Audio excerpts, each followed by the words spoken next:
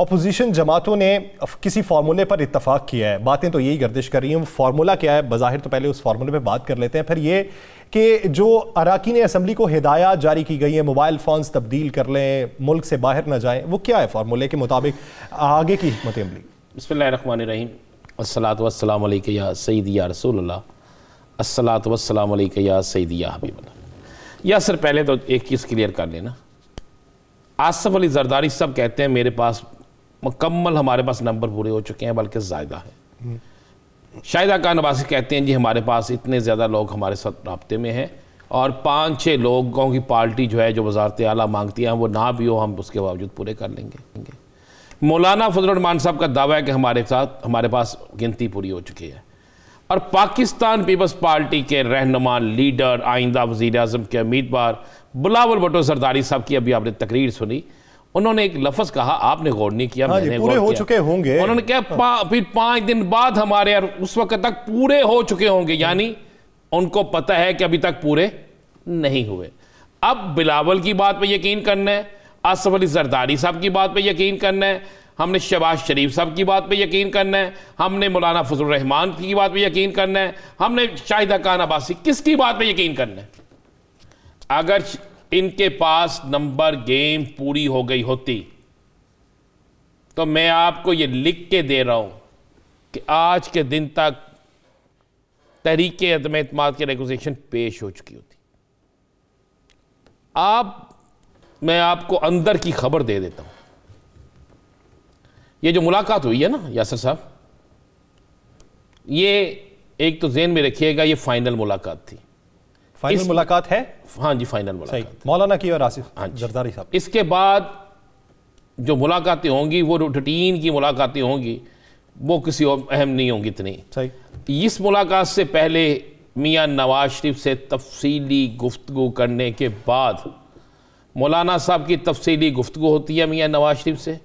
मियाँ नवाज शरीफ से मौलाना साहब हदायत लेते हैं, हदायत देते हैं, बात करते हैं, बात बताते हैं, बात पूछते हैं। तमाम चीज़ें तय करने के बाद वो आसिफ अली जरदारी साहब के पास जाते हैं।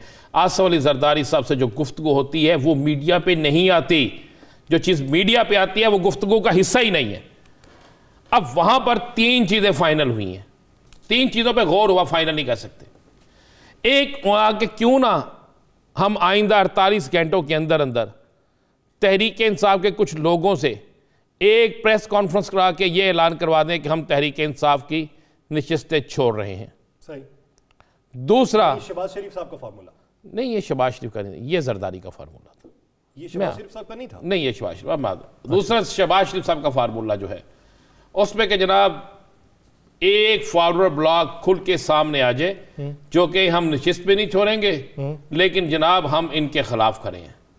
जो इल्ज़ाम लगाएं कि फॉरेन फंडिंग और दीगर मामलात पे वज़ीर आज़म मुलव्वस हैं, मैं ये जो आपको लफ्ज़ कह रहा हूँ, एक फार्मूला ये। ठीक। तीसरा इन्होंने कहा कि इस तरह करें कि इनके लोगों को इनके साथ ही रहने दें, एंड टाइम पे पार्लियामेंट के अंदर सफ़ों में तब्दीली कर दें। सही। अच्छा, ये 3 चीज़ें डिस्कस हुई। अब वहाँ पे हुआ कि हम डिस्कस कर रहे हैं, यानी इसमें इत्तेहादियों वाला ऑप्शन बिल्कुल क्लोज हो चुका? नहीं, बिल्कुल नहीं क्लोज हुआ। अच्छा। और ये 3 फार्मूले मैं आपको बता रहा हूँ, 3 ऑप्शन पे गौर शुरू हो गया। ठीक। और ये कहा गया कि बाहर हम कहेंगे हमारा स्कोर पूरा है, हम रिक्वेजिशन भी पेश कर देंगे। सही। लफ्ज़ मैं आपको जो बता रहा हूँ कि हम रिक्वेजिशन भी पेश कर देंगे, और अगर किसी जगह स्कोर कम हुआ तो फिर मौलाना साहब और नवाज शरीफ साहब की धुआंधार एक प्रेस कॉन्फ्रेंस होगी कि अदारों ने मुदाखलत कर दी और अदारों की मुदाखलत की वजह से इतने लोग हमारे गायब हो गए, फ़ोन आ गए फलां जगह से फलां गए, ये जो है बात चलेगी। अच्छा, वो फ़ोन किसका कहाँ से कौन कर रहा है ये हमेशा ही इसी का राज रहता है। कहते सारे हैं, पता सबको होता है, बताता कोई नहीं। मतलब कभी कोई कहता है कि जो न्यूट्रल हो गए तो इनको फ़ोन आ गया, न्यूट्रल नहीं हुए तो किसी और को फ़ोन आ गया। उसके बाद हुआ कि अच्छा जी ये तो हो गया, हम बंदे भी बुला लेते हैं, बंदे आ भी जाते हैं, कहाँ ठहराएंगे? ना भी छांगा मंगा है, ना मरी है हमारे पास, ना हमारे पास वहाँ पे कलाम बहरीन ऐसी जगह है कि जहाँ पे गवर्नमेंट तो उनकी है। जब आपकी गवर्नमेंट होती है भाई छांगा मांगा मरी, यहाँ किसी जगह भी आप ठहरा सकते हैं। तो फिर तय हुआ कि जनाब हम लोगों को 3 जगहों पे रखेंगे, इस्लामाबाद, पिंडी और मरी में, और उसमें पेशावर में। अच्छा। और जो तहरीक इंसाफ के लोग हम तोड़ेंगे या जो इत्तेहादी तोड़ेंगे उनका नाम होगा मेहमान परिंदे। अच्छा, कोड वर्ड भी होगा जी, मेहमान परिंदे।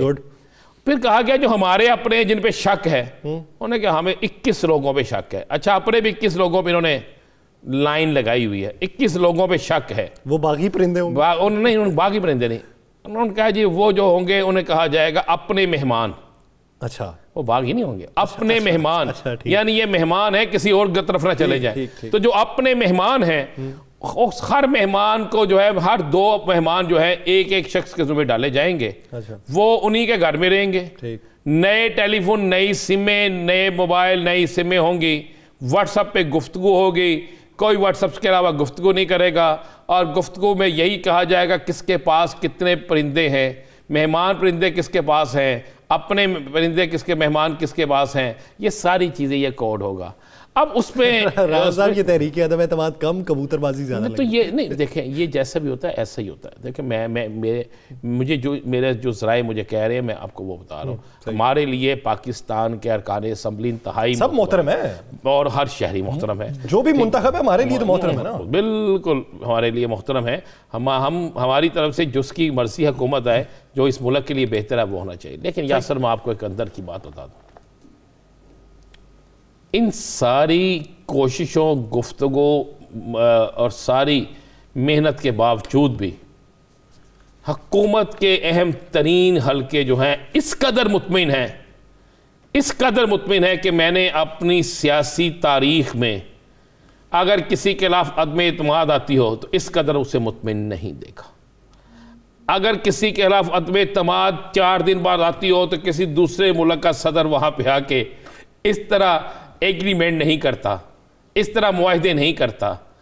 फिर जब इस तरह कुछ हो रहा हो तो उस वक्त सिर्फ जोर तोड़ होता है, इवेंट, कन्वेंशन, ऐलानात, बड़े मामलात वो नहीं होते। या सर आप गौर करें ज़रा, जो हो रहा है ये हम, आप और मैं, सहाफ़त में हमें इतना अरसा गुजरा है, सहाफ़त में हमने सियासी रिपोर्टिंग भी की, बीट्स भी की हैं, मैंने क्राइम बीट्स भी की है, मैंने पार्लियामेंट की बीट्स भी की हैं। लेकिन ऐसा नहीं है, मेरे पास जो इतला है कि अपोजिशन अदम एतमाद की तहरीक लाएगी, सही, लेकिन उस तहरीक की कामयाबी पर भी अपोजिशन बर्बाद होगी, उसकी नाकामी पर भी बर्बाद। राणा साहब, ये पुरएतमादी कब से है? मैं एक सवाल है, कब से है? क्योंकि आज से कुछ दिन अगर पहले बात कर ली जाए तो बहुत से अराकीन असम्बली से मैंने जो बात की, उनका जो तासुर था, उनका तासुर यही था कि हाँ थोड़े से घबराए हुए हैं लेकिन टेंशन नहीं है। अब मुकम्मल पुरएतमादी, इसके पीछे वजह क्या नजर आती?